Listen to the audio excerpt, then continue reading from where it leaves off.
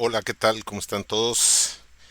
Espero que estén de lo mejor y habiendo pasado ya por lo menos el grupo de lunes, eh, la prueba del primer examen, yo creo que ya nos conocemos.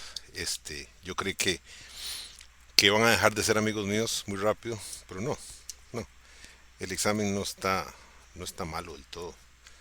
Los que no tienen buena nota fácilmente es recuperable, pero eso no es ningún inconveniente. Me pone contento.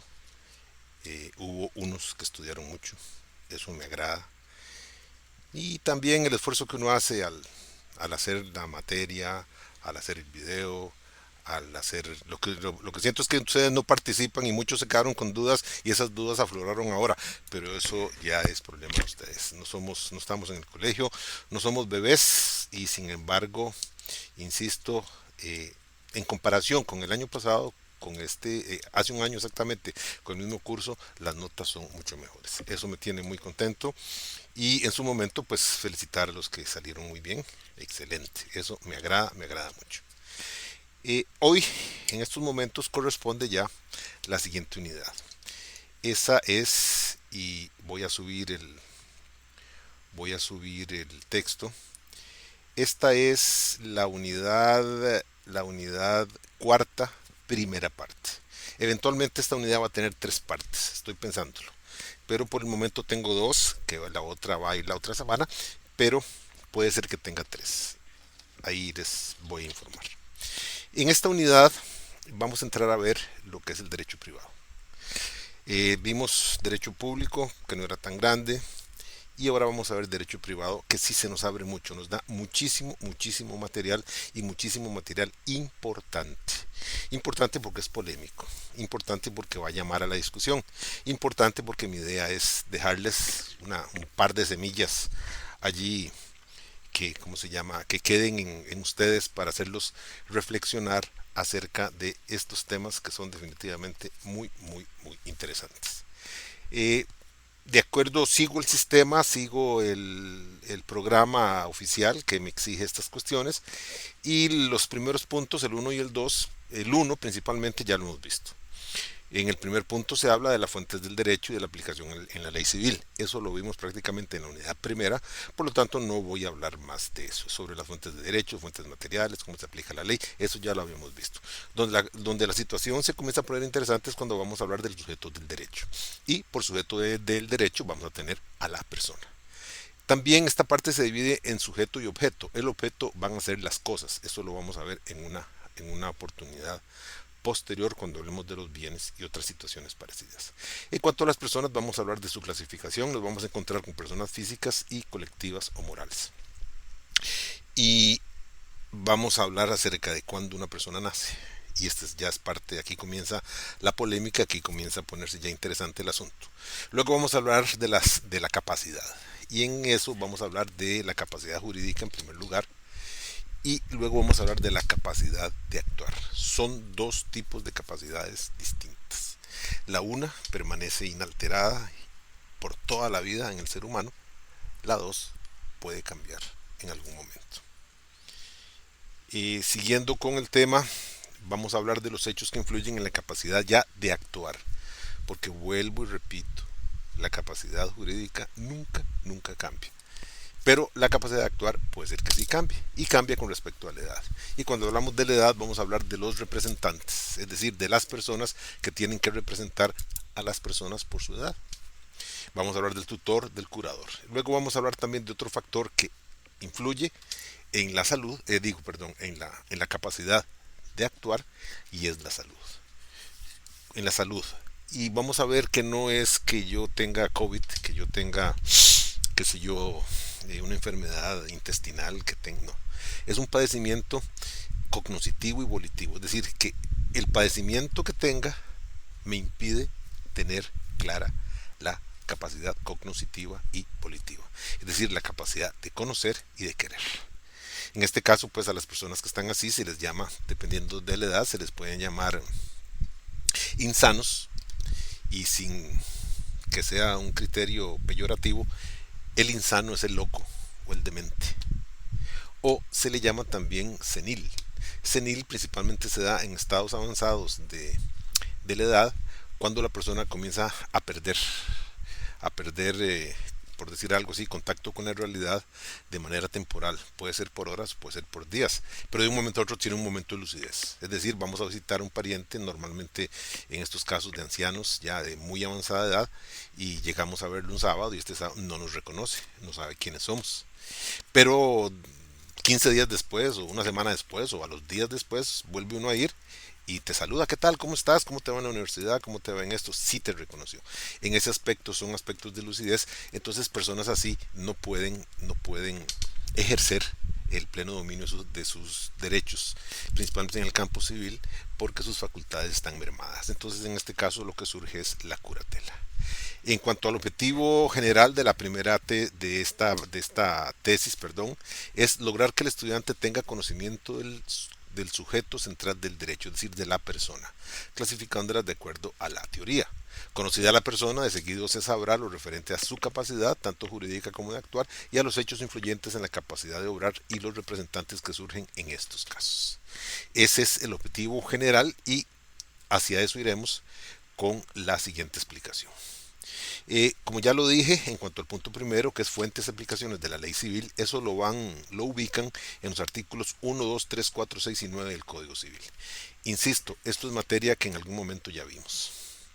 La desarrollé en la unidad primera, por lo tanto, que les quede allí, pero no voy yo a referirme a ella, sino que voy a pasar inmediatamente a lo que es la página 4, a partir de la página 4, y aquí nos encontramos con el punto 2 que se refiere al sujeto del derecho. Y claramente se habla de lo siguiente, dice: la persona es el sujeto ideal del derecho. Es decir, el sujeto que tiene la regulación legal es la persona. Ya vamos a ver que hablamos de personas físicas y hablamos de personas colectivas o morales, que son las mal llamadas personas jurídicas, que no son otras cosas más que sociedades, asociaciones, sindicatos, etcétera. Pero la persona como tal es el sujeto, el eje central del derecho. Y la razón es el depositario de los derechos fundamentales. Es decir, si no hubieran personas, el derecho no existiría. ¿Para qué? Pero habiendo personas, el derecho primero debe fijarse en ellas y posteriormente en los objetos, o por decirlo de alguna manera, en los aretes, por decirlo así, que adornan a la persona como tal. Pero el derecho se basa principalmente, y ya lo vimos en la unidad que tiene que ver con derecho constitucional, se basa principalmente en eso, en la persona. En cuanto a las cosas solo pueden ser objeto del derecho, pues no son más que entes inanimados sobre los que incide la acción humana. Y en esto desde ahora les quiero dejar claro que se entiende legalmente por objeto inanimado. Objeto inanimado es aquel que no tiene vida. Entonces, qué sé yo, esta regla que estoy viendo aquí, este lápiz que tengo a la par, esta botella con un poco de agua, tengo que tomármela, que está aquí a la par, qué sé yo, un disco duro externo, una libreta de apuntes, son cosas. Y son cosas porque son objetos inanimados. Pero también ahí no habría, ahí no habría dificultad alguna para entender el concepto. Donde se puede complicar un poquito es en cuanto a los animales. Los animales tienen vida. Hay discusiones psicológicas y discusiones más grandes acerca de si los animales sienten. Estamos de acuerdo que el animal no piensa, aunque hay algunos, principalmente los primates, que son bien, bien inteligentes. Abro un pequeño paréntesis aquí. Junto con esta unidad les voy a mandar una noticia que me llamó mucho la atención y que creo que hice referencia a ella en algún momento cuando vimos derecho constitucional, que les decía que estamos entrando a la quinta etapa de los derechos fundamentales, y que la quinta generación o etapa de los derechos fundamentales tiene que ver con los derechos de los animales. Y la gente simplemente piensa que los animales ya tienen derechos. Hay algunas cosas que ve uno y que lee uno en fuentes internacionales y que, por ejemplo, uno los considera payasadas. Por ejemplo, en España hay una pequeña comunidad, jefeada casi por mujeres todas, Pero es una pequeña comunidad que ha llamado mucho la atención porque tratan de ser lo menos mercantiles posible. Es decir, cultivan lo que comen, crían lo que se van a comer después, etcétera. Pero es interesantísimo porque yo no sé si ya ahí es exceso, pero son los únicos que han dicho, he leído, que tienen separados a los gallos de las gallinas. Y los tienen separados porque los gallos violan a las gallinas.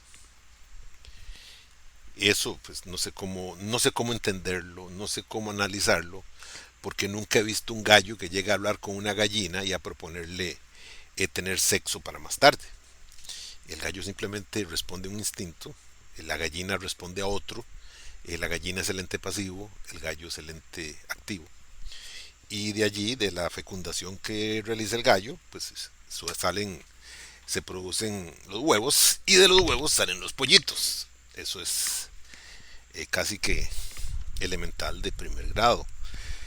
Pero esta gente ha llegado a esos extremos de decir que las gallinas son violadas por los gallos y que por lo tanto las tienen en sitios separados. No sé cómo harán para tener huevos, pero ya no llegó a tanto el artículo, pero me llamó muchísimo la atención. Pero eso es parte de esa onda, de esa ola de respetar derechos de los humanos. Les decía que les voy a mandar un artículo que encontré porque yo siempre he admirado a los suizos.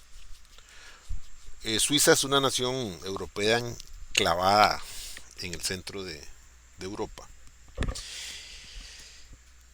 con un nivel de vida excelente, eh, con unos paisajes de llorar, con un chocolate de morirse y con una vida muy placentera. El suizo es muy trabajador. Les cuento que hace unos años, unos 3 4 años, los suizos hicieron un referéndum. Referéndum es una consulta popular con la intención de determinar si querían acortar la semana laboral, pasarla de 48 a 40 horas por semana, es decir, trabajar 8 horas 5 días a la semana, de lunes a jueves. Pongámoslo en un plano de comparación. Esa misma consulta se hace en Costa Rica. En Costa Rica se nos consulta si queremos modificar el código de trabajo y que la semana de trabajo sea de lunes a jueves. Igual que en Suiza. Bien, no habría que ser mago, ni habría que ser adivino, ni brujo, ni nada de eso para vaticinar que en Costa Rica ganaría, arrollaría la posición según la cual la semana laboral se puede restringir, se puede acortar a 5 semanas, a 5 días a la semana. Con eso entonces nos queda el viernes, porque el viernes hasta el cuerpo sabe que es viernes, ¿verdad? Y luego sigue el sabadito alegre, y luego sigue un domingo de calma para volver a empezar el lunes. Aquí los ticos yo siento que seríamos totalmente felices de una situación como esas. Pero esa prueba, bueno, aquí en Costa Rica no se ha hecho y que no se haga porque ya prácticamente sabemos cuál será el resultado. Pero en Suiza se hizo y el referéndum fue negativo. Fue negativo porque la mayoría de los suizos consideraron que eso los hacía perder productividad, los hacía perder el lugar en que han alcanzado en su desarrollo y que eso podría ser peligroso. Por eso es que digo yo que me encanta Suiza. Pero siempre dentro del paréntesis que les anuncié, en Suiza se va a hacer en estos días un referéndum. Un referéndum con la idea de que los suizos digan si los primates, alguien dijo por ahí, primos segundos de los hombres, si los primates son objeto de derechos fundamentales o no. Y prácticamente se les quiere dar derechos, derecho a la vida, derecho no sé a qué más cosas, no creo que a la familia, pero supongo que a la alimentación y otras cosas así. Ahora sí, cierro el paréntesis. Vean cómo esto es bien interesante porque vuelvo a insistir, las cosas son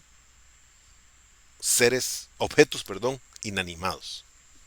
Pero, y aquí vuelvo ahora sí y amarro todo, pero los animales, pese a que tienen vida,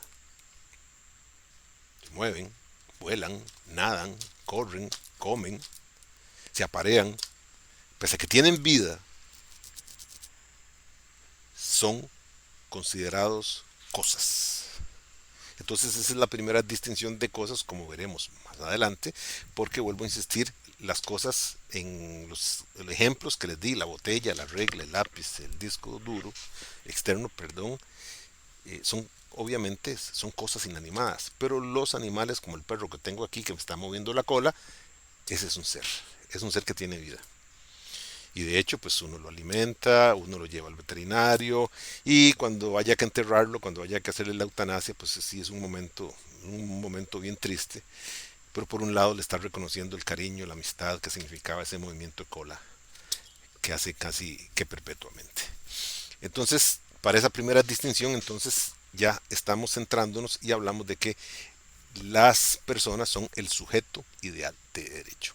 En cuanto a las personas, encontramos una enorme y gran clasificación. Entre personas físicas, estas se encuentran en el artículo 31 del Código Civil, personas físicas y personas colectivas morales. Así es como yo las clasifico. Estas personas colectivas o morales son también llamadas personas jurídicas. Pero para mí son mal llamadas personas jurídicas. Y la razón es la siguiente. Una persona puede nacer, llegó al mundo, llora, come, crece, se desarrolla. Esta persona existe porque tiene un reconocimiento jurídico. Es decir, fue inscrita en el registro civil. Sus padres la inscribieron, de allí que tiene nombre, de allí que tiene número de cédula y de allí que es sujeto de derechos fundamentales. Pero lo es porque está inscrita y para inscribirla requiere de un reconocimiento jurídico. Las personas colectivas, las personas morales, son aquellas personas que organizan, las personas físicas y morales también, o colectivas, organizan y que nacen no de un parto, nacen de una inscripción en el registro, es decir, de otro reconocimiento jurídico que hace en este caso el registro, ya sea el registro de asociaciones, ya sea el registro de cooperativas, ya sea el registro de sindicatos, ya sea el registro de organizaciones sociales, ya sea el registro mercantil, etcétera. Si no hay ese reconocimiento, esa persona colectiva no existe. Así es que al final de cuentas los dos son jurídicos, las dos personas, perdón, son jurídicas porque para ejercer sus derechos, para ser objeto de derechos o para ejercer su capacidad, requieren de un reconocimiento jurídico. De tal manera que cuando yo hable de persona colectiva o moral es lo mismo que persona jurídica, solo que, vuelvo a insistir, para mí, personalmente, ese concepto está mal dado. Las personas colectivas o morales son las sociedades, las entidades, las asociaciones, los sindicatos, las cooperativas, pero vuelvo a insistir, yo las llamaré personas colectivas o morales. Bien, entonces la persona física, esta que está señalada en el numeral 31 del Código Civil, dice son las personas por excelencia. Y si no, ¿quién les podría estar hablando si no es una persona, que soy yo? ¿Y quiénes me estarían oyendo si no son, y viendo quizás, si no son ustedes, que también son personas en ese caso? Bien, ahora, ¿cuándo se inicia una persona? Dice, su existencia se inicia una vez que se da el alumbramiento por medios naturales o artificiales y se produce la separación completa del seno materno y el producto sobrevive. No se ofendan si digo producto, pero es lo que viene en el seno materno, lo que viene, lo que están haciendo, lo que está saliendo del vientre materno es el producto. ¿Producto de qué? De una concepción, de un embarazo. Entonces es importantísimo que la persona como tal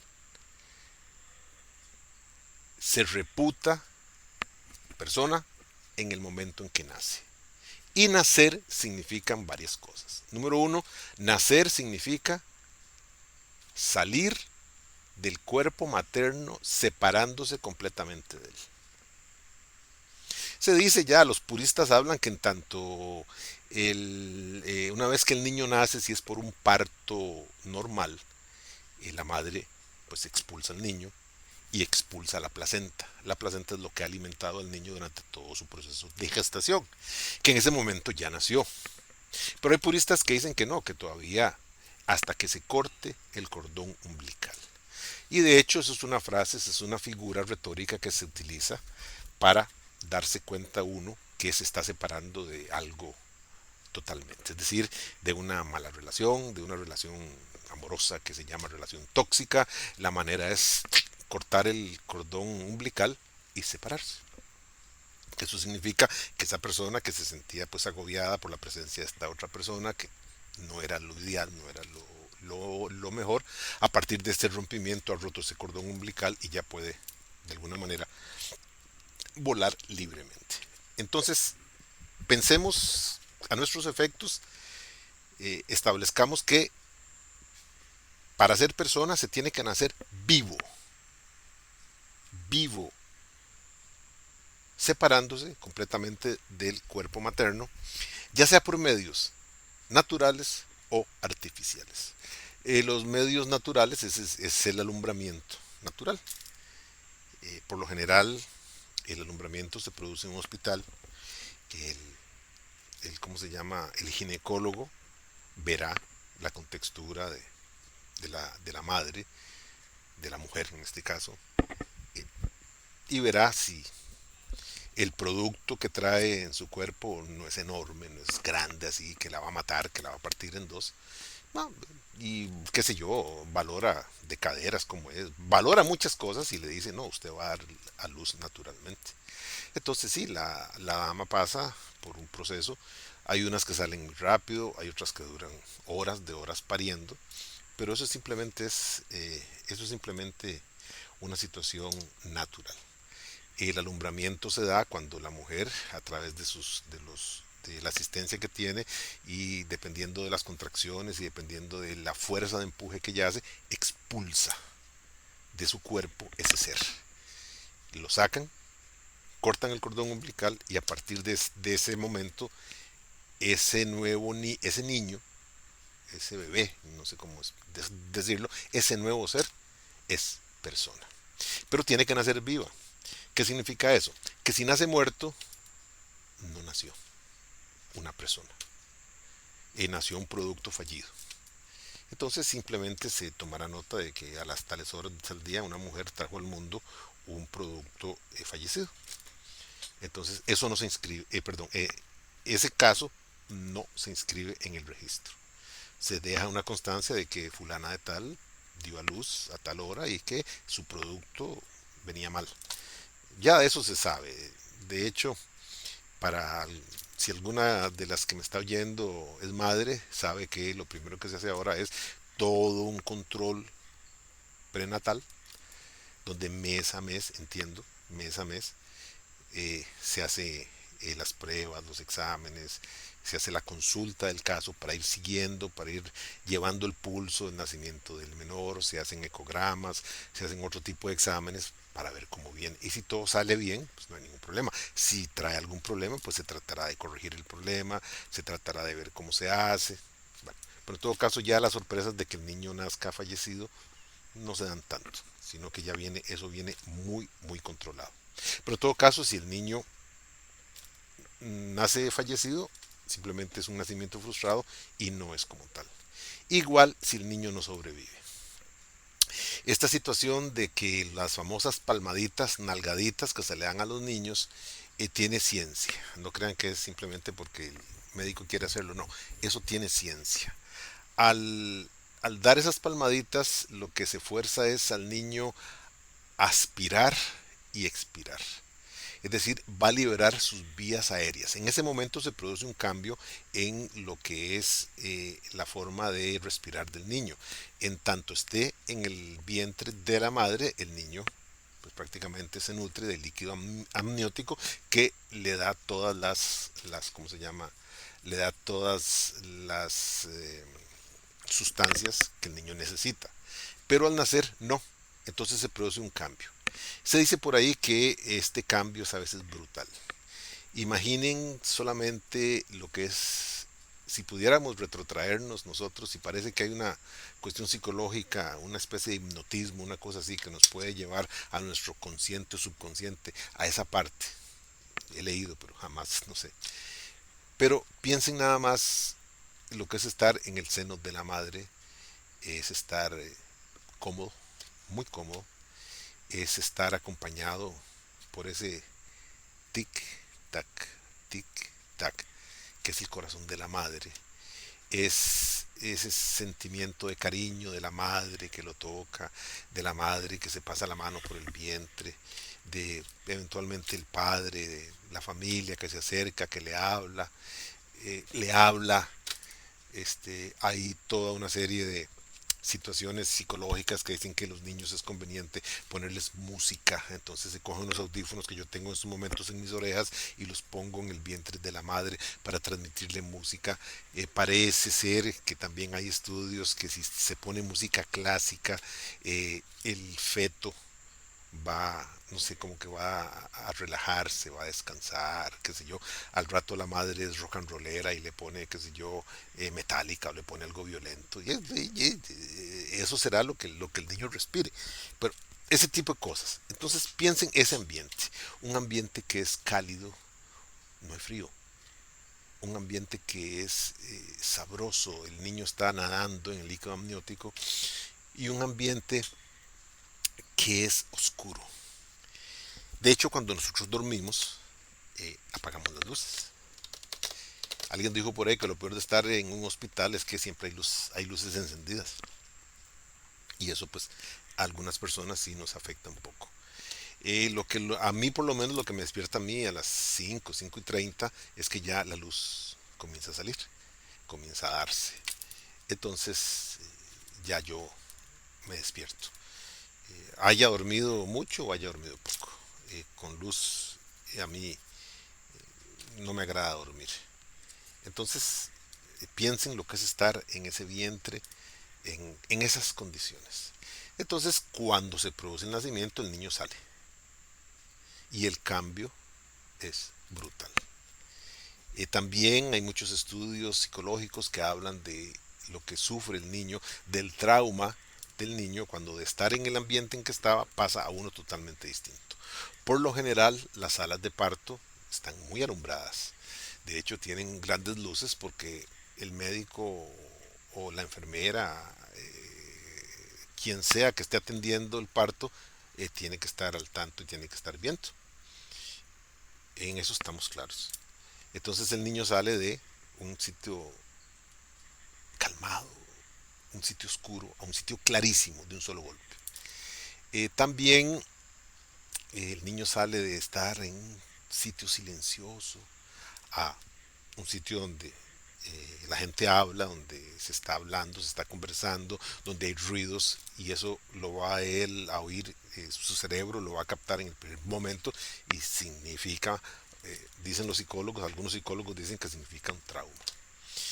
Y más aún, las salas quirúrgicas, las salas de operación, las salas de recepción de partos y todo eso tienen aire acondicionado. Y el aire acondicionado es bien fresco. Piensen nada más en unos, para Limón, por ejemplo, en estos momentos la temperatura es de 29.7 grados. Piensen en una sala de esas con 17 grados, son 12 grados menos. Y el niño que viene a estar calentito, tibio, sale de una vez a un ambiente frío. Sí, se le envuelve y todo lo demás, pero vuelve a ser un trauma. Entonces hay muchas cosas por hacer. Pero en Talamanca, por ejemplo, hubo una europea, creo que era Suiza, qué problema, una europea que traía, se estableció aquí en Talamanca y trajo una técnica distinta para alumbrar. Y la técnica era en la casa, en un aposento de la casa, a media luz, inclusive con luces de velas principalmente, y la madre alumbraba naturalmente en una piscina. Eh, Parece que es más cómodo y el impacto para el niño no es tal. La madre con sus contracciones y su fuerza va a dar a luz al niño y el niño sale a una piscina. entonces no está cambiando tanto de ambiente. E inmediatamente se le recoge y todavía el niño no ha sentido ese golpe de pasar de lo que estaba haciendo a respirar, a la respiración aeróbica, que es un golpe, sino que lo van introduciendo más despacio, más suave.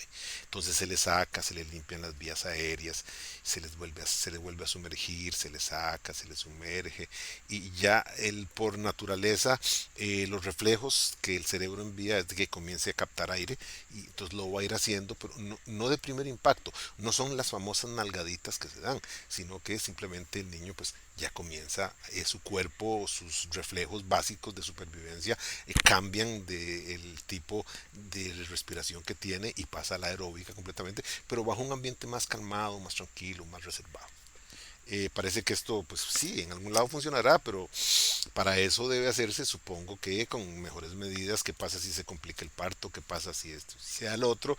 Entonces alguien denunció y cerraron a la señora, no sé si le hicieron algo, pero cerraron la clínica, cerraron la forma que tenía, porque no estaba autorizada, parece que era enfermera obstetra, pero en Suiza y no en Costa Rica, no estaba registrada. Bueno, y todas estas cosas formales y todo.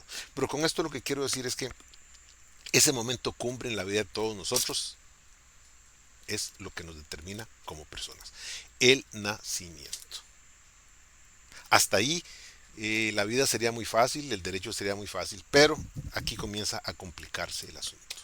En ese mismo punto 2.2.1 se dice, y lo destaqué en color rojo, dice, no obstante, para todo lo que le pueda favorecer, la persona se reputa nacida 300 días antes de su nacimiento. Esto puede llamar a la confusión, puede llamar a la confusión por lo siguiente. Por lo general, un parto, un embarazo, lo que se ha dicho es que tarda 9 meses, 36 semanas. 9 por 3 son 27, son 270 días. Sin embargo, hay niños que les llamábamos, en el barrio nuestro les llamábamos niños de piedra, que están, supongo que muy cómodos, están muy tranquilos, están muy felices en la cápsula vital en que están viviendo. Y a veces pasan un poquito más de los 9 meses. Y entonces ya cuando se considera que, qué sé yo, se ha pasado una semana o unos días, no sé, ya no soy ginecólogo para saber eso, pero cuando se ha pasado unos días, entonces lo que se hace es que se induce al parto, porque no es conveniente, ya el niño está completamente maduro, ya sus pulmones inclusive eh, ya, ya buscan cómo respirar aire y no lo tiene, se puede ahogar una situación de esas, entonces se induce a la madre al parto. Entonces por eso es que se habla de 300 días, porque ese mes queda para lo que sobra, para lo que puede faltar. Difícilmente habría que buscar un poquito en bibliografía médica a ver si hay partos comunes, es decir, que se den partos de más de 9 meses y que todo salga bien. Yo sinceramente no creo. El elefante dura 2 años gestando, la ballena dura 2 años gestando, la, el ser humano son, insisto, 9 meses. Y antes, perdón, antes, si no se llegaba a los 9 meses, pues por lo general el niño fallecía. Pero hoy la ciencia médica ha avanzado tanto que hay casos de 6 mesinos, niños que a los 6 meses hubo que sacarlos del vientre y que con todo lo que la ciencia médica ha hecho logran recuperarse y logran vivir una vida plena. Pero la confusión está en qué significa, no obstante, para todo lo que le pueda favorecer, la persona se reputa nacida 300 días antes de su nacimiento. Bien, eh, aquí se habla de que hay un doble nacimiento, uno físico, real, y otro jurídico. El real es cuando el niño nace y nace vivo y sobrevive el parto. Y el segundo es que jurídicamente el niño ya ser, es considerado ser 300 días antes del parto. Esto significa, y lo vamos a ver en casi todos los estadios de nuestra sociedad, que una mujer embarazada es una mujer que tiene una condición especial. Esto eventualmente ahora con toda esta situación del cambio de la lucha por el género y las condiciones y de todo, esto ofende a algunas mujeres. Algunas mujeres dicen, no, yo simplemente soy una mujer que está embarazada, pero no necesito nada especial. Pero en el momento los varones que me están oyendo, cuando sean padres, se van a dar cuenta que es una gran aventura. Es una gran aventura que la madre la vive de una manera y que uno la vive de otra. Porque uno sí está por comerse las uñas, porque uno está viendo, por decirlo de alguna manera, uno está viendo la actividad, pero desde afuera. La madre lo está viviendo, lo está sintiendo. Claro, la que se arriesga es ella, obvio. Pero son dos situaciones parecidas. Pero el parto, vuelvo a insistir, le da a la mujer una condición especial y así las leyes lo reconocen y todo lo demás. De hecho, más de una vez uno ha estado en un banco y ha hecho fila por espacio de 40, 50, 60 minutos y cuando le va a tocar a una, el guarda presenta a una mujer que está embarazada y le dice pase. Uno lo único que hace es respirar y nada más, y tiene todo el derecho, absolutamente todo el derecho. Está en una situación especial. Bien, entonces, eso es lo que se reconoce, eso es lo de los 300 días. Pero atención, aquí quiero que por favor entiendan algo. Para todo lo que pueda beneficiar, el menor es reconocido como tal 300 días antes. Para lo que pueda beneficiar. Pero, eso es, por decirlo de alguna manera, el parto jurídico. Pero el parto real sucede cuando el menor nace. Y nace vivo. Son dos cosas completamente distintas. Los primeros 300 días son para todo lo que le pueda favorecer. Y aquí está el pie de lucha de los que están en contra del aborto. En esta semana el asunto se está caldeando, hay un grupo, no sé si grande, no, sí lo veo que aparece, que aparece en Facebook, que hay noticias de ellos, un grupo de mujeres que dice que tienen derecho a decidir sobre su vida y que desgraciadamente en un país que no acepta el aborto, eso condena a muchas mujeres a morir, lo cual es cierto. Porque la mujer que no quiere tener al hijo y de veras no lo quiere tener, hará lo posible por no tenerlo. Y eso implica que si tiene dinero, pues entonces va a ir. Siempre va a haber alguien que la ayude. Va a ir a un sitio apropiado para que le practiquen el aborto. Y si aquí no encuentra, va al extranjero y no hay ningún inconveniente. Pero para eso hay que tener dinero. Entonces puede ir a México y allí se hace el aborto. Pero las mujeres que no tienen esas capacidades y que no quieren tener al hijo, pues simplemente toman remedios caseros. Por ejemplo, entiendo, he leído por allí que comen kilos diarios de apio. Porque el apio tiene una sustancia que estimula las contracciones uterinas. Entonces, aquí, y vuelvo a señalar, comillas, dicen que eso puede promover el embarazo. Lo ignoro. Eh, Entiendo también, he leído que hay una pastilla, un medicamento en pastillas, que es para los hombres con casos avanzados de gastritis, es decir, una úlcera en el estómago que es sangrante y otras cosas más, y toman eso. Parece ser que eso, en el caso de mujeres embarazadas, tiene un efecto que dispara las contracciones y produce el aborto. Y en el peor de los casos, cuando no se tienen eso, se va donde una abortera, donde un abortero. Hay médicos que hacen eso, pero por lo menos lo verán en su consultorio y lo hará, supongo que con una cierta técnica, no sé más de ahí, pero también van donde personas que no tienen nada, en unas condiciones de limpieza fatales, en unas condiciones de salud deprimentes, y lo que hacen es que perforan. Se dice que se dice, he visto inclusive videos donde le introducen a la mujer en su vagina, le introducen una varilla de paraguas y la manipulan de tal manera que van perforando el feto. Al perforarlo se produce que al no ser producto viable el cuerpo lo expulsa, produciendo el aborto. Pero perdónenme que hable tan feo, pero lo que va botando pedazos del feto. El problema es que eso, pues por lo general botará algunos, pero algunos quedarán ahí y eso produce unas infecciones terribles. Eso entonces produce que la mujer fallezca o que la mujer tenga que llegar al hospital con un padecimiento terrible, con una infección espantosa y lo único que hay que hacer es la histerectomía y tienen que sacar todo el aparato reproductor y lo pierde y todo lo demás. Bien, entonces esa es la polémica. Ahí está servida la polémica en cuanto al aborto, si es viable o no es viable.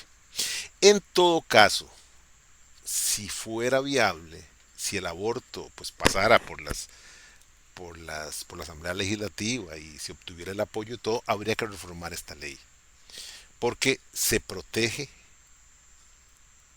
al menor, voy a referirme al menor, no quiero hablar de persona, se protege al menor 300 días antes de su alumbramiento. Y entonces habría que derogar eso porque lo que van a hacer es sacarlo. De alguna manera pues lo quieren sacar. Entonces eso es lo que significa todo lo que pueda favorecerle en 300 días. Bien, ahora, eh, ¿cuándo? ¿Cuándo se produce el embarazo? O sea, ¿cuándo nace la vida de ese menor? Obviamente no estoy hablando del momento del nacimiento, eso es real, eso es muy fácil de poder, ¿cómo se llama? De poder definir. Pero ¿cuándo empieza la vida, en otras palabras? Quitemos que la persona nace en el momento en que nace viva. Hasta ahí estamos claros. Pero ¿cuándo ese proyecto de persona se inició? Digamos que ese proyecto de persona se gradúa en el momento en que arriba al mundo, separándose de su madre por medios artificiales o naturales. Pero ¿cuándo empezó ese proyecto de vida? Bien, aquí hay dos versiones. La versión que había imperado en nuestro sistema social hasta hace unos pocos años es el siguiente. Hay vida desde el momento en que hay fecundación.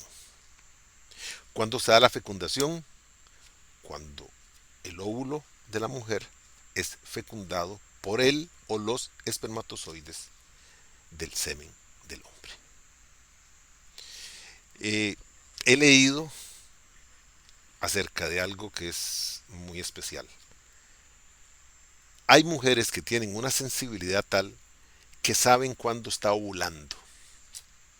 Recuerden que las mujeres vienen con todos los óvulos que van a producir en su vida. Cuando entran en menopausia es porque se acabó la producción de óvulos y ya no hay regla, ya no hay menstruación, ya no hay periodo y en ese aspecto ya la mujer ya, por decirlo de alguna manera, superó su etapa reproductiva. Pero todas las mujeres traen en su organismo los óvulos y uno a uno,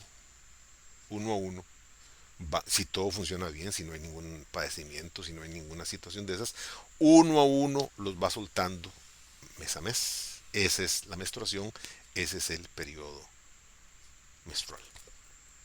Bien, entonces hay mujeres son con una sensibilidad tal que sienten cuando están ovulando. Pero difícilmente una mujer siente cuando quedó fecundada. Eh, lo sabe porque eventualmente tuvo un contacto sexual este mes y al mes siguiente ya no le llegó el periodo menstrual. Entonces obviamente si solo tuvo un contacto sexual este mes y al siguiente periodo no le vino, eso significa que está embarazada.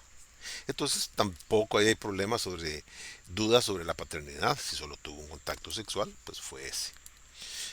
Pero pensemos que es una mujer que durante un mes tuvo repetidos contactos sexuales con su pareja. Qué sé yo, eh, tuvo relaciones sexuales, no sé, 3 veces al mes, 3 veces por semana. Y en algún día, principalmente en los jóvenes, y en cada vez, pues pudo haber tenido dos. Entonces, al final de mes, digo, al siguiente periodo, no le baja el periodo y la mujer dice, estoy embarazada. Perfecto, pero ¿cuándo? Con la relación que tuvo un martes o un jueves o un sábado o un domingo, ¿en cuál? Es muy difícil saberlo. Es muy difícil saberlo. Entonces, por lo que tengo entendido, esto lo hablo por lo que he leído, obviamente, ¿verdad? Pero la mujer sabe que está embarazada, primero por la ausencia de periodo y luego por los famosos que no le dan a todas, ¿verdad? Que son estas sensaciones de vómito, esto es lo que llamamos comúnmente achaques. ¿Qué hacen las mujeres ahora? Pues simplemente las mujeres ahora, principalmente las mujeres jóvenes, pues van a, van a un supermercado, van a una farmacia, compran una prueba de embarazo. Entiendo también que estas pruebas es que la mujer tiene que orinar o depositar orina en ellas, orina de la mañana. Y que ahí si le aparece un color u otro, o si le aparece una marca u otra, está o no está embarazada. Y si en la prueba le aparece embarazada, pues lo confirma simplemente con un examen de laboratorio y ya quedó embarazada. No sé cómo hace el ginecólogo para llegar y decir si tiene un embarazo de tantas semanas. Lo ignoro. Pero, vuelvo a insistir, es poco probable que la mujer sepa cuándo, en qué momento, si fue el jueves o si fue el lunes o si fue el domingo antepasado, que teniendo relaciones quedó embarazada ese día, que se produjo la concepción. Entonces, normalmente lo que en tradición se hacía en Costa Rica era lo siguiente. La vida surgía en el momento en que se producía la concepción. Y la concepción es la fecundación, es decir, el óvulo era fecundado por el espermatozoide. Esto tuvo y tiene consecuencias sumamente importantes. Si todo se produce naturalmente, por decirlo de alguna manera, no hay desperdicio. Es decir, el, la pareja tiene relaciones sexuales, se inicia la carrera de los espermatozoides dentro de la vagina de la mujer. Creo que duran 3 4 días. Están diseñados para que con su colita moverse, hasta toparse con el óvulo. Si no se topan con el óvulo o hay una barrera o el óvulo no viene, por decirlo de alguna manera, fértil, pues mueren y bajan. Y a otra vez. Esos son procesos completamente naturales. Pero si el óvulo es fecundado por el espermatozoide, este óvulo cambia. Este óvulo cambia. Y puede tardar horas o algunos días para ubicarse en un sitio apropiado en el útero femenino. Entiendo que es en una de sus paredes. Se arraiga y comienza a reproducirse. Allí empezó la vida. Antes no. Mientras que el óvulo andaba, pues allí, aunque anduviera fecundado dando vueltas, y si no se pegaba y bajaba, fecundado, la mujer ni la dama nunca se dio cuenta. Simplemente no sé. O por ejemplo también, si el óvulo fecundado se arraigó, pero en un sitio inconveniente, en un sitio no apto dentro del útero, eventualmente a los meses esa persona va a sufrir un aborto espontáneo porque el mismo cuerpo, sabiendo que el producto que está arraigado ahí va a ser inviable, lo saca. Y a intentarlo otra vez. Bien, en este caso entonces tradicionalmente se hablaba de que había vida desde el momento en que se producía la fecundación. Pero esto motivó toda una revolución en el campo nacional. Eh, Todas las parejas que quieren tener hijos, pues están válidas de que la naturaleza les permita tenerlos. Es decir, que tengan relaciones sexuales y que en una de ellas la dama en cuestión quede embarazada. No hay problema. Se cuida el embarazo, se llevan todos los controles, se toman todos los suplementos alimenticios que tienen que tomarse y eventualmente en 9 meses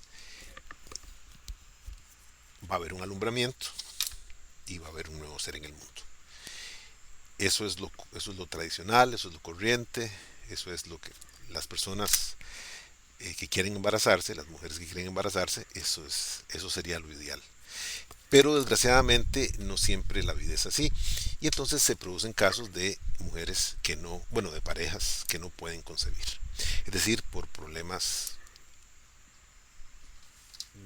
normalmente son por problemas de la mujer, qué sé yo, una mala formación en sus órganos internos o no sé qué cosas más hace que no se pueda hacer la concepción.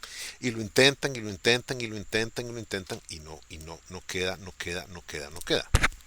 Entonces esas personas estaban condenadas a no tener hijos.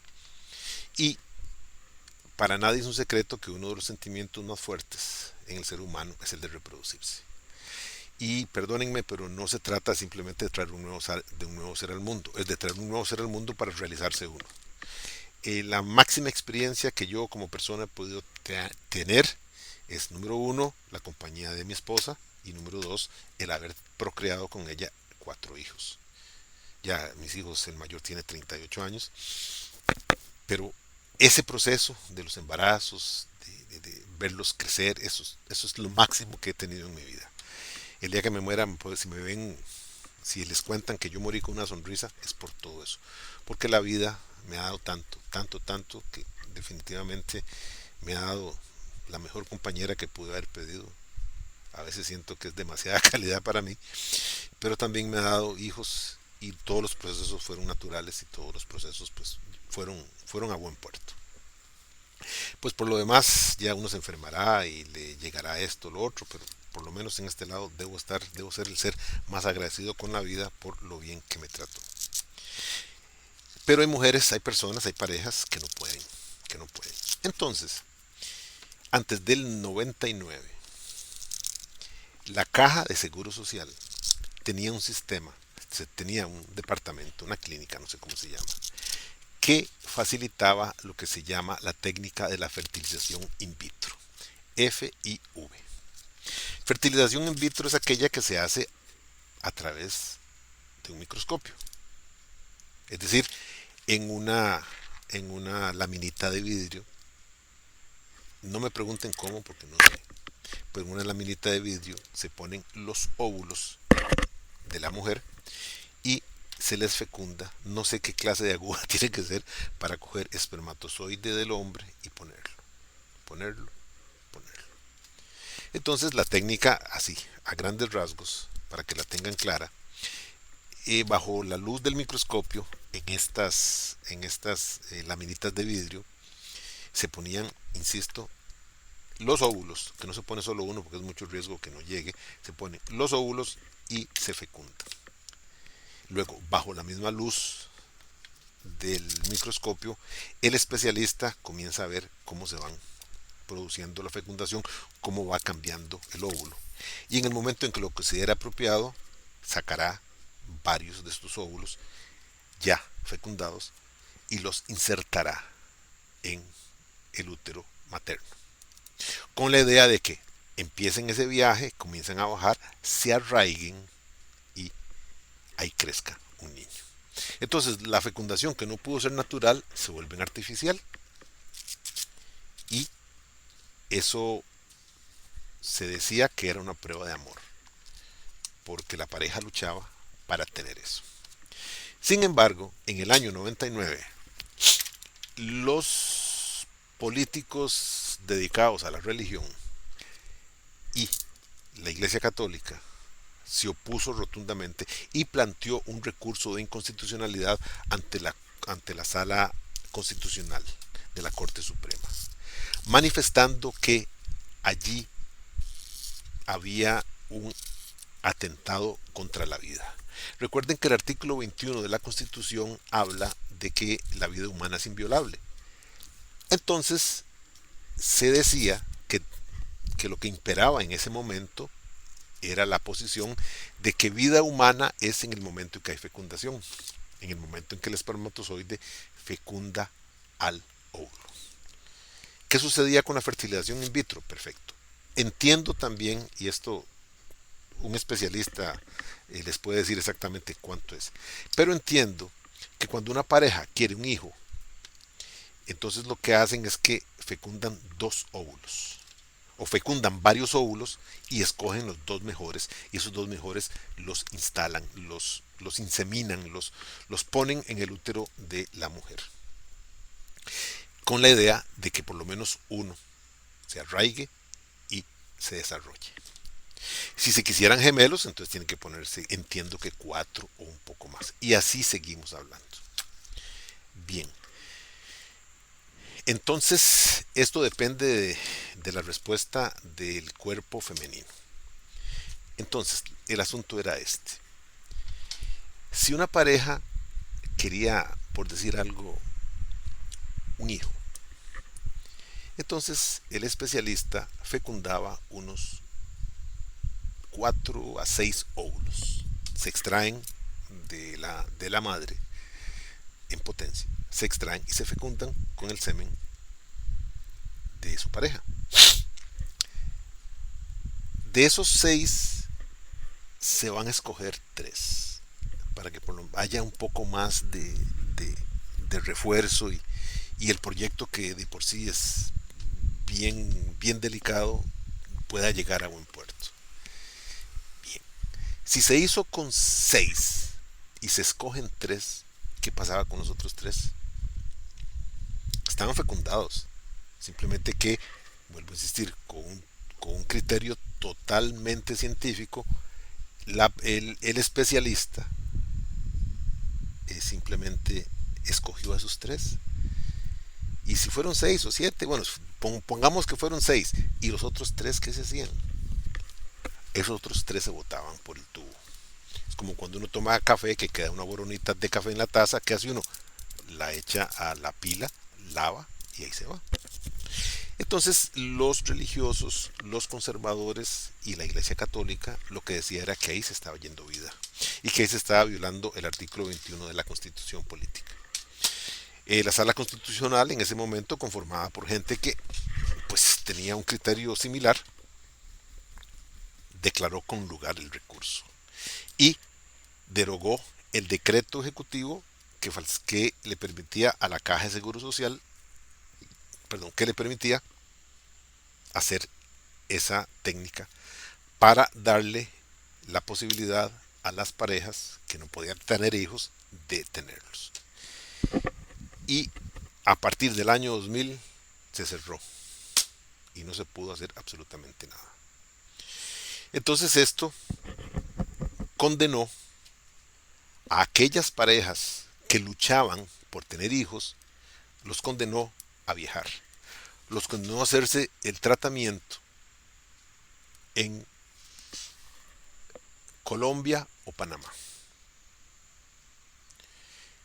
Pero aquí se produjo una gran desigualdad. Se produjo una gran desigualdad por lo siguiente. Solamente podían aspirar a esos tratamientos las personas que tuvieran recursos económicos. O aquellas personas que pusieron a responder su casa, que vendieron su carro, que hicieron de todo para poder ir a esos lados hacer esas cuestiones. Eso implicaba 3 viajes, 4 viajes, implicaba estadías en Panamá o en Colombia, implicaba los pasajes de avión, implicaba dejar las ocupaciones que uno tenía en el país a efectos de lograr eso. Y entonces ya cuando la madre quedaba embarazada, pues venía a Costa Rica y ya el embarazo ya se trataba como un embarazo normal, pero ellos sabían que se había obtenido por esa fecha. Pero insisto, eso creaba una desigualdad porque ese problema lo tenían muchas parejas, muchas mujeres, y solo las premiadas económicamente en ese aspecto podían hacerlo. Entonces, un grupo, creo que eran 10 parejas, demandaron al Estado costarricense en la Corte Interamericana de Derechos Humanos.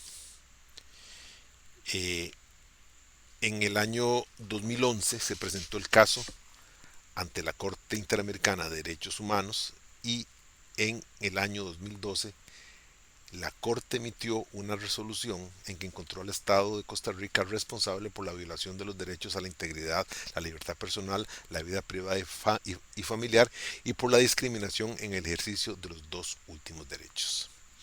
Ese, eso motivó que el Estado costarricense tuviera que pagarle, creo que eran 10 o 11 parejas, tuvieran que pagarle a estas 10 o 11 parejas, algunas de las cuales ya habían perdido la oportunidad. Porque hay una edad, no les voy a decir cuál es porque no soy médico, pero hay una edad en que la mujer es más apta para traer una vida al mundo. Una mujer ya de 40 años ya es un riesgo. Y estas personas pues habían esperado desde el año 2000 hasta el año 2012, habían pasado 12 años, eventualmente empezaron su lucha cuando tenían, qué sé yo, 27 años y ya tienen 39 años, ya no se la jugaron, no quisieron tomar esa posibilidad de que algo saliera mal y se vino abajo todo. Entonces el Estado de Costa Rica perdió, el Estado de Costa Rica perdió y a la vez fue condenado a indemnizar a estas parejas. Pero esto es la parte propiamente del juicio. Pero lo más importante de todo es lo siguiente, la técnica funcionaba. Y de hecho, como les pongo allí en la página 6, dice Esteban Copper es el primer costarricense nacido bajo esta técnica en San Carlos, Alajuela, y en el mes de octubre del que nació en el mes de octubre del 95. Hoy estudia microbiología. Del 95 al 2000 hay 5 años, al 2020 hay 20. Este Esteban tiene 25 años. Eventualmente ya se graduó como microbiólogo y fue el primer bebé. Se llamó bebé probeta, se llamó bebé FIP por haber nacido bajo esta técnica. La última fue una niña, Meilin Sofía Lee, nacida en San José en noviembre del 2000. Recuérdese que fue en el año 99 cuando la Sala Constitucional declaró inconstitucional esto. Pero han habido mucho más casos. Yo les señalo el primero y el último. Pero están vivos. Y les voy a mandar también una nota sobre esto para que los vean. Son dos jóvenes. Eh, Eso significa que el sistema, que la técnica funciona. Que la técnica funciona. Pero lo verdaderamente importante es que la Corte Interamericana de Derechos Humanos regañó, por decirlo de alguna manera, al sistema costarricense, al Estado costarricense. Y entonces cambió el paradigma. ¿Qué significa cambiar el paradigma? Cambió definitivamente la forma como se veía el inicio de la vida. Insisto, en lo que había durado hasta el 2012 era que la vida se iniciaba con la fecundación, ya fuera interna o externa. Con que el espermatozoide fecundara al óvulo ya había vida. La Corte Interamericana dijo que no. La Corte Interamericana pues se nutre de las corrientes más modernas y refleja prácticamente que nuestra Constitución ya se está quedando atrás, parece un carro muy viejo. y que también nuestro sistema y que nuestros valores también son muy conservadores, demasiado conservadores. La Corte Interamericana lo que dijo fue lo siguiente: la vida humana se inicia en el momento en que el óvulo fecundado por el espermatozoide se arraiga en el útero y comienza su proceso lento de evolución que va a durar 9 meses. ¿Qué sucedió entonces? Sucedió entonces que la fertilización in vitro ahora es permitida.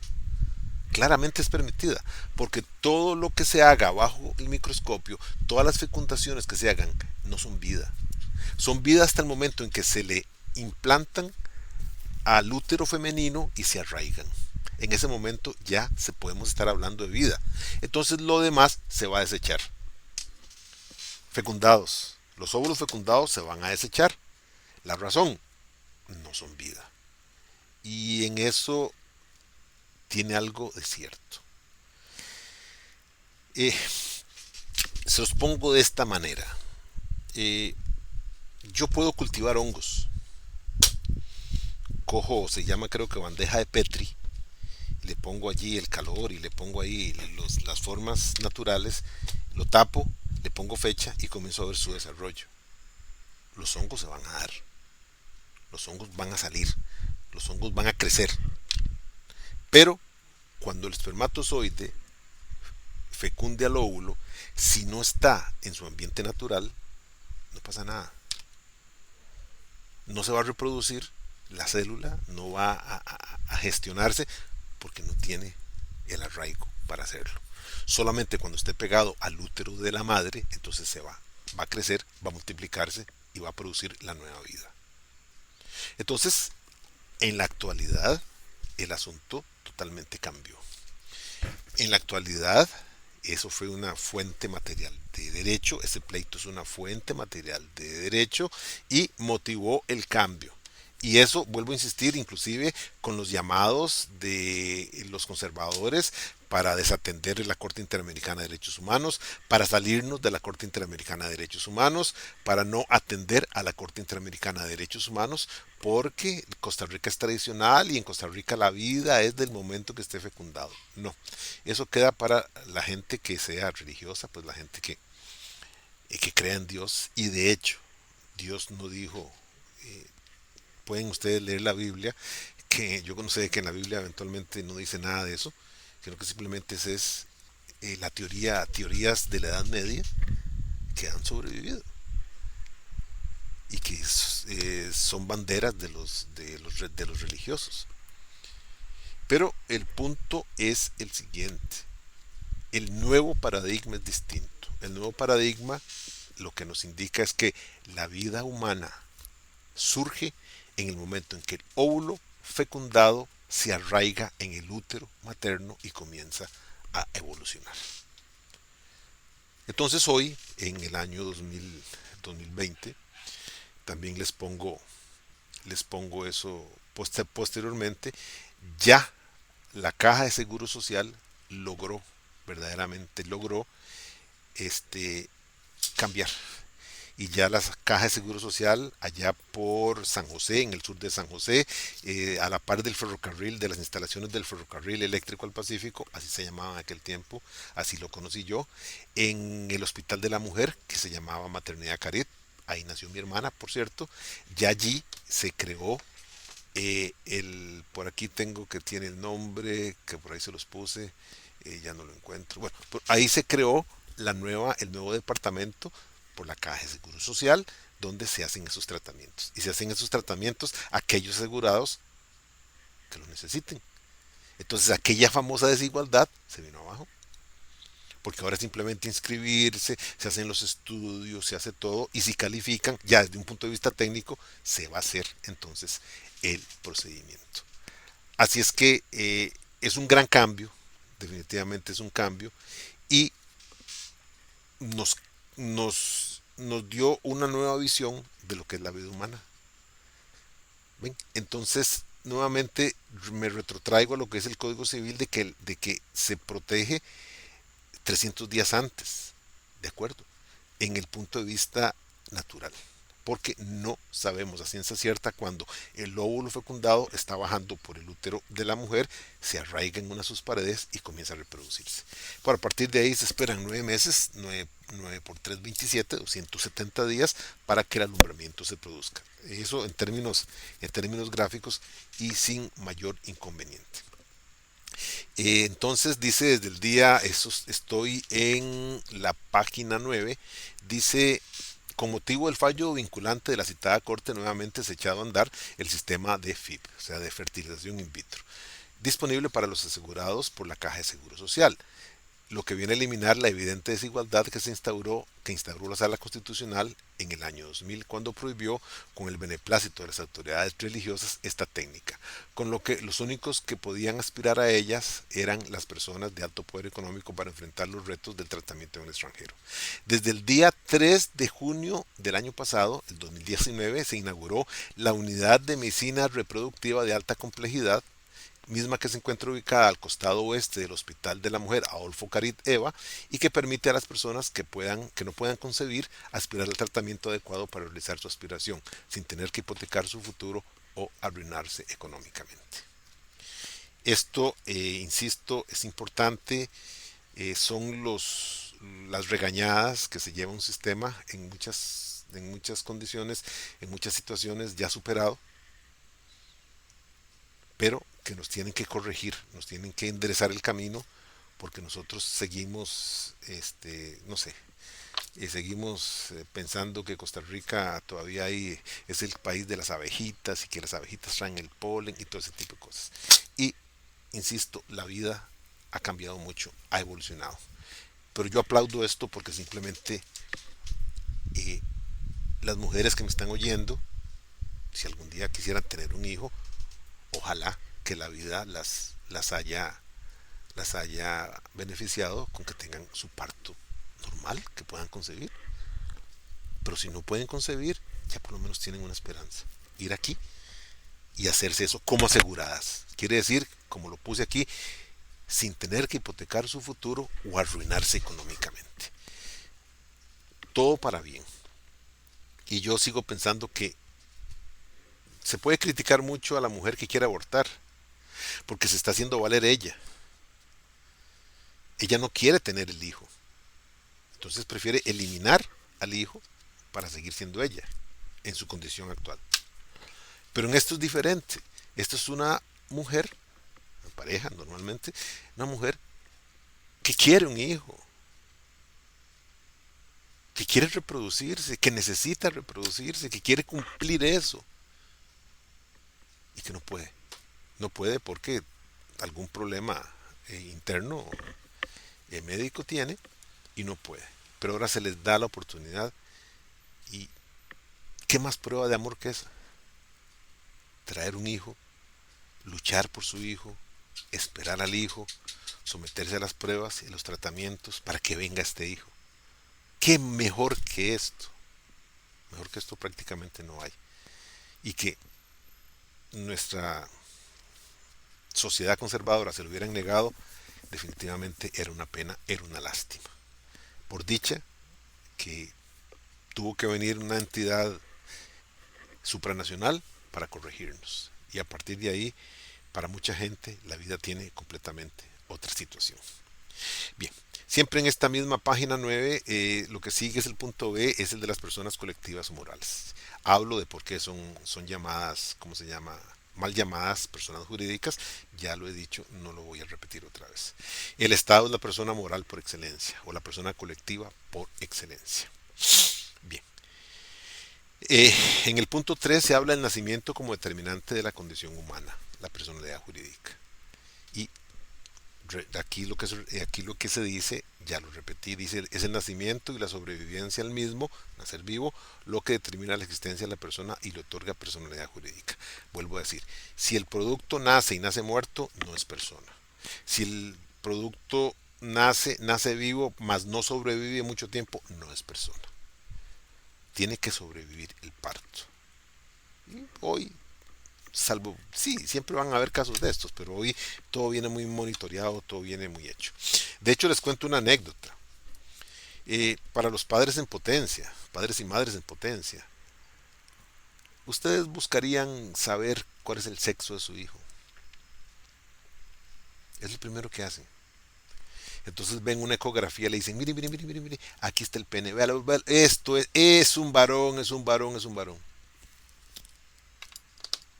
O, al contrario, pues ven la parte de entre interna de las piernas del feto, no tiene, entonces es una niña. Pero eso, no sé, las costumbres cambian. Yo tuve 4 hijos y, y nunca supimos, nunca quisimos. Y eventualmente lo hubiéramos podido obtener porque habían ecografías, no tanto, no al nivel de cuarta dimensión como hay ahora, pero sí se podía hacer, nunca quisimos. Es toda una experiencia. Y el momento en que nace, cuando el médico le dice es varón o es hembra, es toda una noticia, es todo un mundo porque uno se ha planteado muchas cosas. Hoy no. Cuando hacían estas fiestas de, ¿cómo se llama esto? Bienvenida al bebé, baby shower, no sé cómo es que se llama, ya hoy se sabe si es varón o si es una niña, porque entonces se lleva ropa de un color y de otro, como si los colores tuvieran que ver con eso. No, no, no, no. En mi tiempo, pues los colores tenían que ver más que ahora. Pero entonces lo que se hacía era una ropita neutra. Se compraba una ropita amarilla, una ropita color verde suave, una ropita blanca, porque no sabíamos qué era. Y eso era toda la emoción de 9 meses. Entonces las abuelas decían, no, esa panza, le decían a mi esposa, esa panza está muy grande, entonces es un varón, es una niña, es esto que el otro. Y prácticamente pegaron con los 2 primeros, perdieron con el segundo, con el tercero y todos perdieron con la cuarta, porque decían que era hombre y vino mi hija, que fue mi regalo de vida, porque es la única hija que tengo en este caso. Bien, en cuanto a la capacidad, ya estoy en la página 10. Vamos a hablar de 2 tipos de capacidad, que es la capacidad jurídica y capacidad de actuar. En la capacidad jurídica dice la capacidad jurídica es vista doctrinalmente como una figura subjetiva, relativa a las condiciones innatas o propias del sujeto o persona jurídica. Una definición simple pero completa de capacidad jurídica puede ser la siguiente. La capacidad jurídica designa un carácter meramente pasivo del sujeto, es decir, una capacidad para ser objeto de derechos, principalmente con la posibilidad de tener consecuencias jurídicas. Al inicio de esta alocución les dije que el sujeto, que la persona es el sujeto del derecho. Aquí se ve. La capacidad jurídica es la posibilidad de ser eh, reservorio, por decirlo de alguna manera, de derechos. Y se le da solamente a las personas. Nada más. Vuelvo a insistir, los animales, que aunque sean bonitos, lo quieran a uno mucho y sean felices con uno y todo, no tienen derechos. Solamente las personas tenemos derechos por ser personas. ¿Qué significa esto? Que el ser humano lo es desde que nace hasta que fallece. No importa si es varón, si es mujer. No importa si está plenamente desarrollado, si le falta una mano, si le faltan dos. No importa si, ¿cómo se llama? Si tiene un padecimiento mental, un padecimiento en su capacidad que lo haga ser discapacitado. Una persona que no se va a valer nunca por sí mismo, no. No importa la raza, no importa el color, no importa nada, se es persona desde que se nace hasta que se muere. Y atención, eh, ¿cuándo muere una persona? No cuando le deja de latir el corazón, no. Porque muchas veces el corazón, en casos, se intuban y el corazón es prácticamente obligado a latir por medio de un aparato mecánico. Igual con los pulmones. Es lo que está pasando ahora, que es el miedo que se tiene con la saturación de las UCI, de las unidades de cuidados intensivos. Porque a las personas con padecimientos de COVID que les está dando así de matarse, los tienen que intubar, los tienen que poner boca abajo y prácticamente una máquina respira por ellos.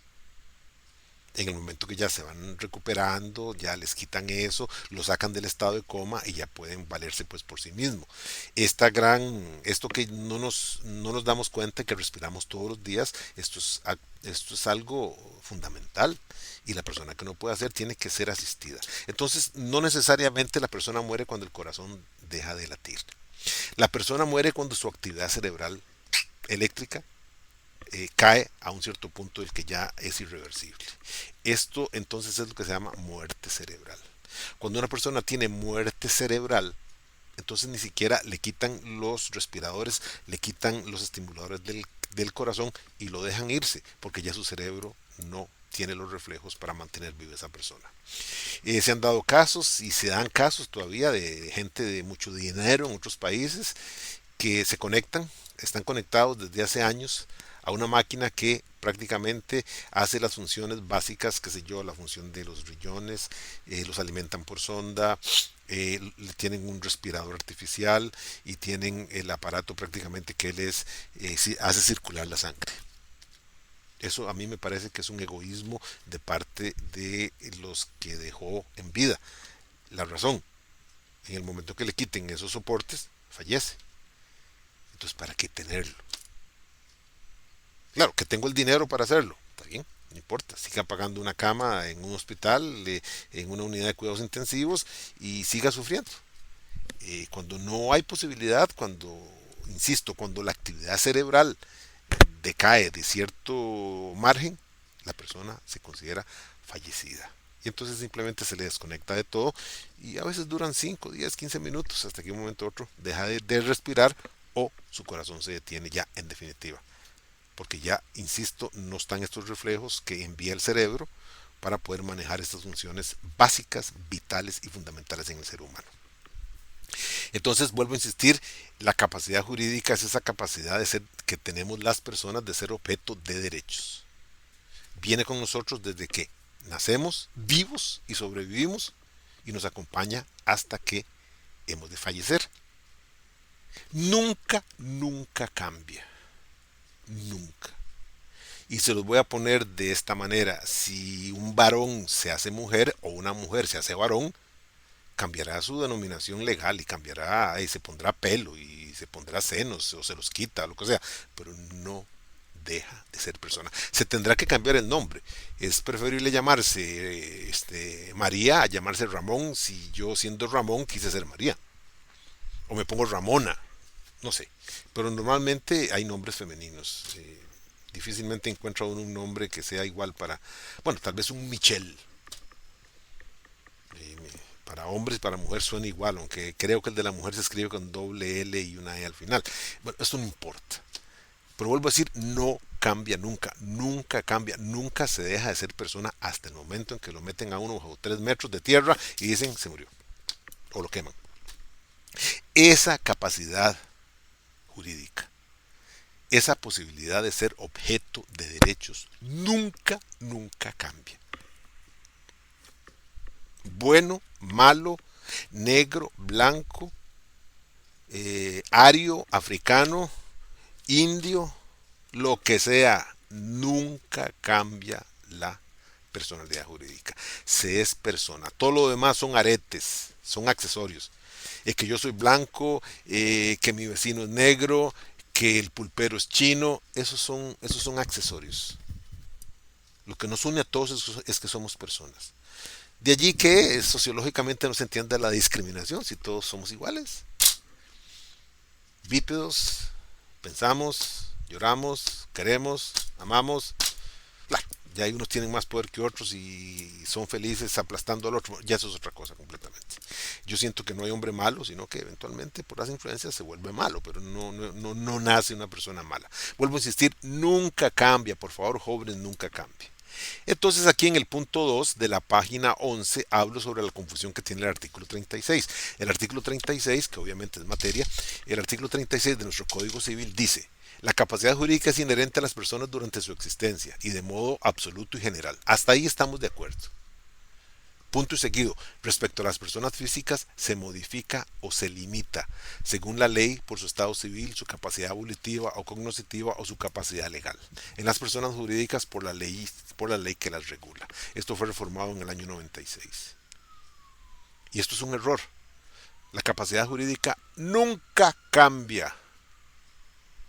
Después de general y donde dice respecto a las personas físicas, eso, ahí hay un error, no sé si redacción o, bueno, en la Asamblea Legislativa por una puerta entra un tigre y por la otra puerta sale convertido en gato. Así estamos en la Asamblea Legislativa nuestra. Pero Lo que sí puede cambiar, lo que sí va a cambiar, y vamos a ver más adelante, es la capacidad de actuar, que es completamente otra. Pero este artículo 36 está mal escrito. Es, es un ejemplo de una malísima técnica legislativa de redacción. Vuelvo a insistir, no cambia la capacidad jurídica nunca, nunca, nunca. La de actuar, como vamos a ver más adelante, sí cambia. Bien, ya para la página siguiente, la página 12, vamos a hablar de la capacidad de actuar. Está en el artículo 37. Dice, si la capacidad jurídica revela una condición subjetiva del individuo, la capacidad de actuar es todo lo contrario. ¿Cómo se define? Se define así. Capacidad de actuar es la posibilidad de realizar de manera personal actos o comportamientos que procuran la constitución de efectos o responsabilidades jurídicos para quien los ejecute. En otras palabras, es la posibilidad de llevar a cabo negocios jurídicos con consecuencias para quien los haga. Entonces yo les hago la pregunta, ¿a qué edad se puede casar alguien? Contraer matrimonio. Sin pedirle permiso a nadie, a los 18. Pidiéndole permiso al padre o a la madre, a los 15. Y de los 15 para atrás es prohibido, por ley, contraer matrimonio. ¿Por qué? Porque de los 0 a los 15 años la ley entiende que la persona es incapaz, incapaz en el sentido de que no está preparada todavía emocionalmente, no diría que corporalmente, porque ahora los seres humanos crecemos muy rápido, pero a los 15 años emocionalmente eventualmente no se está preparado para una carga como puede ser el matrimonio. Hasta los 15 años. Ya a los 15, de los 15 a los 18 se considera que hay que pedirle permiso a papá y a mamá. Perfecto. Y a los 18 ya se es libre para contraer matrimonio sin pedirle permiso a nadie. Eso es un negocio jurídico.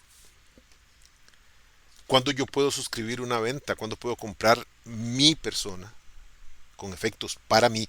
¿Cuándo puedo comprar un carro? ¿Puedo comprar una casa? Después de los 18. Antes no. No puedo firmar. No tengo cédula de identidad. Tengo TIM, que es aquella tarjeta de identificación de menores, pero no tengo cédula de identidad. La cédula de identidad es lo que certifica que somos mayores de edad. Entonces ya podemos hacer esto, lo otro o aquello. Bien. Eh,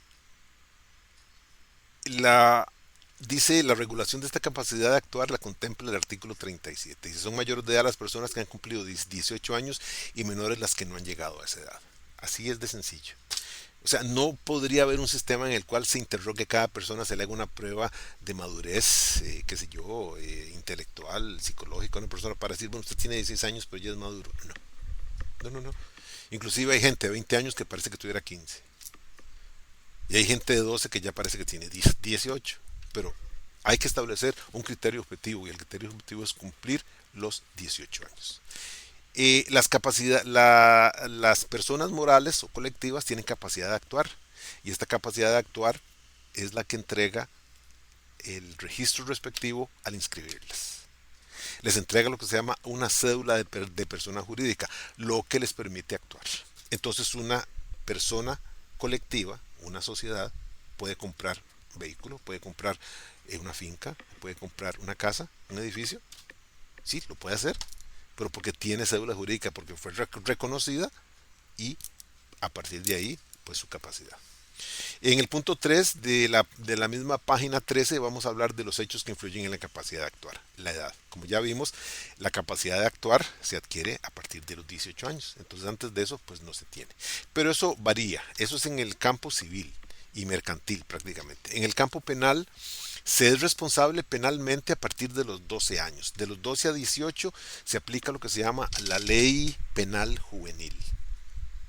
Y tiene penas, no de cárcel, sino de internamiento en un centro reclusorio con la idea de que la persona pues corrija porque está muy joven. Pero después de los 18 ya se aplica el Código Penal. El Código Penal sí tiene cárcel. Cárcel así, definitivamente es encierro. Esto es en materia penal, cambia. En materia laboral cambia todavía más. En materia laboral, como veremos, si tengo el honor de ser profesor de ustedes el otro año, veremos, la capacidad es distinta. De los 0 a los 12 años, en materia laboral, se es incapaz. De los 12 a los 15 se es relativamente capaz, es decir, se puede trabajar, se pueden suscribir contratos laborales de los 12 a los 15 años, pero siempre con permiso de los padres o del Patronato Nacional de la Infancia, que extendía un carnet que era permiso para trabajar. Y a partir de los 15 años se es completamente capaz para trabajar en Costa Rica. Vean cómo baja la edad para eso. Insisto, es la forma de poder cometer, hacer negocios jurídicos con responsabilidades propias.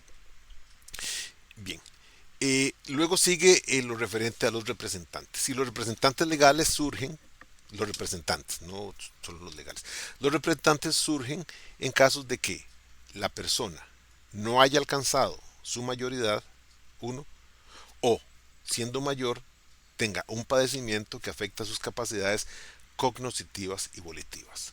La capacidad cognitiva es la capacidad de conocer y la capacidad volitiva es la capacidad de querer, de voluntad. Si una persona las tiene alteradas, entonces no sabe lo que le están presentando y no puede tomar una decisión sobre eso. Si cualquiera de nosotros se nos dice, ¿quiere una bebida caliente o una bebida fría? Dependiendo, qué sé yo, si estoy en un lugar muy fresco, yo agradecería una bebida caliente. Y ahí mi ser interioriza y sabe que cuando hace calor, pues qué sabroso una bebida fría. Pero no me voy con un sol aquí, de estos de plomo que caen en limón, difícilmente me voy a comer una sopa. Difícilmente me como una sopa. ¿Por qué? Porque hace demasiado calor. Ese es el juego de mi capacidad volitiva y cognitiva. ¿De acuerdo? Entonces, si estoy a pleno uso de mis facultades, las tengo vivas. ¿Por qué me casé yo? Quería hacerlo. ¿Por qué con esta persona? Que me gustaba. Pero tengamos muy claro que en ese momento se produjo lo que se llama el enamoramiento, que pasó a cariño y de que cariño pasó a amor y que eso llevó a la boda. Es todo un proceso, pero siempre estuve claro y consciente de lo que iba a hacer. Nadie se casa y luego dice, ¿para qué me casé? Ahora, ¿qué pasa si la capacidad volitiva y cognitiva de una persona se acabó o tiene momentos, como dije ahora, son temporales, hoy sí, mañana no? A esas personas no se les puede permitir tomar decisiones de ese tipo porque no sabe qué está pasando. Entonces, si yo estoy con un proceso de soy anciano, tengo un proceso de senilidad, definitivamente es un problema ver si yo voy a vender o no voy a vender mi propiedad, si yo voy a donar o no mi carro. ¿Por qué? Porque no sé lo que estoy haciendo. ¿Por qué? Porque mis facultades volitivas y cognitivas ya no están. Bien, entonces, eh, principalmente por razón de la edad surgen los representantes legales. Los representantes legales son los representantes por defecto de los menores de edad. No se necesita poder, no se necesita nada, se necesita simplemente una certificación y yo fui el representante, bueno, junto con mi esposa, fuimos los representantes legales de mis 4 hijos hasta que fueron mayores de edad. Ya después de que cumplieron sus 18 años, acabó mi representación porque ellos se valen por sí solos. Pero insisto, esta representación legal es la que se da de los hijos con respecto a los padres. Los padres son los representantes legales de los hijos. Luego, sí, en segundo lugar está el tutor. Dice, funge como representante del menor de edad en caso de fallecimiento de los representantes legales, es decir, de los padres, o en caso de desavenencias con los mismos. Bien, ¿qué pasa si hay 3 hijos y los padres mueren en un accidente? O los matan, ahora matan a cualquiera. Esos hijos no van a quedar sin representante alguno. Entonces, un juez de familia les nombra un tutor. Por lo general se busca un familiar. Y no es simplemente que se le entreguen al tío, que se le entreguen al abuelo. Porque una cosa es la entrega, que es el depósito, y otra cosa es que se le otorgue la representación legal de esos menores. Porque hasta que sean mayores de edad pueden pasar muchas situaciones en que yo tenga que representar legalmente a mis hijos. Y si no puedo hacerlo porque no tengo la acreditación, entonces sí hay un problema. De tal manera que ante esa primera opción de que los padres fallezcan, entonces surge un familiar, por lo general un tío o los abuelos, que el juez, por medio de una resolución, los convierte en tutores. Entonces fungen como representantes de los menores. Eso es en caso de desaparición y también en desavenencias. ¿Qué sucede, por ejemplo? Vean, es el caso, desgraciadamente, es un caso que mueve dinero. ¿Qué sucede, por ejemplo, eh, si a un menor de edad se le hereda un negocio? El menor de edad, por ser menor de edad, no puede llevar a cabo ese negocio. ¿Quién lo hace? Los padres. Pero con un problema, que el dinero que vaya a producir ese negocio no es para los padres, es para el menor. Entonces, ¿qué pasa si el padrino o un tío se da cuenta que los padres están dando la gran vida a costillas de lo que es de su hijo? Pues puede presentar una denuncia, puede presentar un procedimiento y lo sacan de esa representación y se le entregan a un tutor. El tutor, por haber esas desavenencias económicas, es el que va a administrar. El tutor es un administrador de negocios, va a cobrar un salario, pero todo lo que produzca el negocio va a ser para el menor. Eso se deposita en una cuenta en el PANI. Y cuando el muchacho cumple los 18 años, se le entrega y ya asume las riendas de su negocio. Esos son los dos casos en que se da una situación de estas. Y por último está el curador.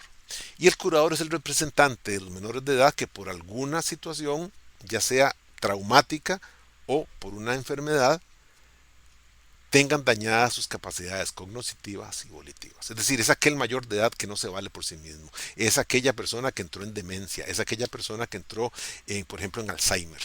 O es aquella persona que tiene lagunas mentales. Como no se puede valer por sí misma, se le nombra un curador. Es un administrador. Y en ese sentido es una persona que nombra el juez y es la persona que va a representar. En el caso de personas que no tienen negocios, que no son comerciantes, que no tienen mayor cosa, pues se puede nombrar simplemente para tenerlo. Pero en el caso de comerciantes exitosos que tengan ese padecimiento, entonces se les nombra un curador y un curador debe ser un especialista en administración para que lleve a cabo la administración del negocio y entregue informes constantemente. También está la salud y es lo que les hablaba en el sentido de las enfermedades, principalmente las mentales, que pueden deteriorar esa capacidad volitiva y cognitiva en las personas. Entonces, el organismo la salud interfiere y hace esto. Cuando se dan esos problemas, entonces surge la curatela en persona del curador. Entonces, el curador es la persona que va a representar a la curatela, que es la institución que se va a hacer cargo de esto. Bien, de esta manera, jóvenes, terminamos esta primera parte. Vuelvo a insistir, pueden ser 2 o 3 partes porque es para mí la unidad más extensa. Y cuando les envíe esto, les voy a mandar la noticia y les voy a mandar una separata que hice del código civil para que tengan esto ustedes a mano y al leer o al escucharme puedan tener los artículos importantes del Código Civil en mano y con eso tengan un panorama más claro. De esta manera les dejo hecho este video y tengan todos muy buenos días.